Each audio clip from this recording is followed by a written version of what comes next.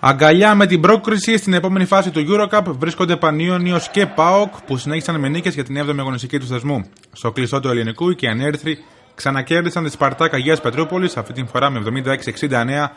Έκαναν το 4-3 στον 8ο όμιλο και πλέον απέχουν ελάχιστα από την φάση των 32 της διοργάνωσης. Παίξαμε καλή άμυνα, αναγκάσαμε τους αντιπάλους μας ξανά να βγουν από το ρυθμό τους, να κάνουν λάθη.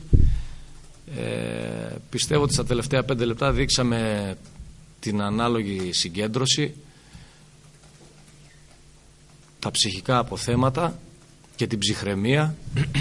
Πήραμε μια διαφορά ασφαλείας και έτσι τελικά κερδίσαμε σχετικά άνετα στα τελευταία 3 λεπτά το παιχνίδι. Είναι μια μεγάλη νίκη για την ομάδα μας.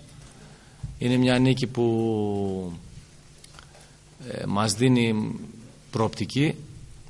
Ασφαλώς και δεν έχει τελειώσει τίποτα. Ο κάθε μάτς από εδώ και πέρα είναι δύσκολο.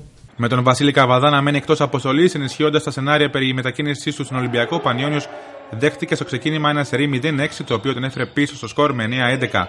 Αυτή όμως ήταν η πρώτη και τελευταία φορά που κυνηγούσε, καθώς ένα δικό του σερί 13-0 τον έβαλε στη θέση του οδηγού με 22-11. Ενώ στο 15ο λεπτό η διαφορά είχε φτάσει τους 15 πόντους και 3 λεπτά αργότερα και το συν 16 και το 37-21. Οι Ρώσοι δεν παράτησαν το μάτς και με ένα 24-12 ισοφάρισαν σε 51-51, στριμώχνοντας τον Πανιόνιο για τα καλά.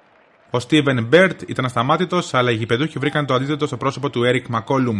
Νωρίτερα είχαν προηγηθεί σημαντικά τρίποτα των Κάρτερ και Σαλούστρου που έκανε το 65-57, αλλά η Σπαρτάκ μείωσε σε 69-67 και πήρε το όπλο του Μακόλουμ που με 6 συνεχόμενους πόντους υπέγραψε τον επίλογο.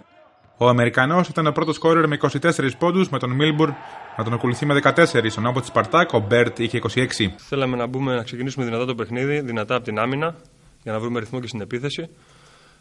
Στο πρώτο ημίχρονο τα καταφέραμε, αλλά δυστυχώς κάναμε ένα κακό τρίτο δεκάλεπτο και αφήσαμε τους αντιπάλους να επιστρέψουν πάλι στο παιχνίδι.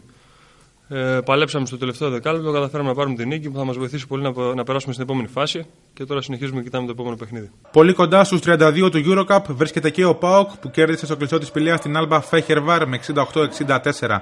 Ο δικέφαλος στο Βορρά φόρτσαρε στην δεύτερη περίοδο που και βρέθηκε να προηγείται με συν 13 και 40-27 στο 19ο λεπτό. Όμως οι Ούγγροι το πάλεψαν μειώνοντας σε 46-42 στα μισά του τρίτου δεκαλέπτου. Οι παίκτες του Σούλη Μαρκόπουλου δεν πτωήθηκαν και βρήκαν εκ νέου λύσεις για το 52-45 με τη συμπλήρωση 30 λεπτών παιχνιδιού, αλλά και πάλι οι φιλοξενούμενοι αντέδρασαν μειώνοντας 66-64 λίγο πριν από το τέλος.